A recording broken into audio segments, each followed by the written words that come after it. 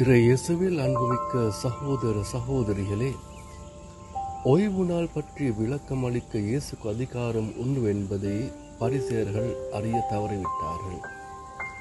இயேசு அவர்களை பார்த்து, ஓய்வு நாளும் மானிட மகனுக்கு கட்டுப்படுத்தது என்று கூறி தம் அதிகாரத்தை நிலைநாட்டுகிறார்.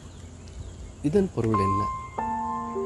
ஓய்வு நாளில் இயேசுவின் சீடர்கள் தடை செய்யப்பட்ட வேலை செய்தார்கள் என்றே வைத்து கொண்டாலும் இயேசு அந்த விளக்கம் சரியானதல்ல என நிலைநாட்டுகிறார். அதற்கு எடுத்துக்காட்டாக முற்காலத்தில் தாவீது அரசர் குருக்கள் மட்டுமே உண்ணக்கூடிய அர்ப்பண அப்பத்தை தாமும் ஒன்று தம்மோடு இருந்தவர்களுக்கும் கொடுப்பதை முன்வைக்கிறார்.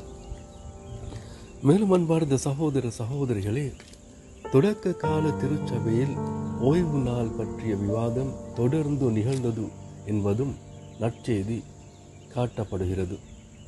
யூத சமயம் வழங்கிய தூய்மை சாய்ந்த சட்டங்களையும் அவற்றுக்கு அளிக்கப்பட்ட விளக்கங்களையும் இயேசு ஏற்கவில்லை. அச்சடங்களும் விளக்கங்களும் மனிதரின் நலனுக்கு எதிராக போனால் அவற்றால் யாதொரு பயனும் இல்லை எனவும் மாறாக அவற்றை ஒதுக்க வேண்டும் எனவும் இயேசு கற்பித்தார். இன்றும் கூட சட்டத்தின் பெயரால் மனித நலன் புறக்கணிக்கப்படுகின்ற ஆபத்து இருக்கத்தான் செய்கிறது.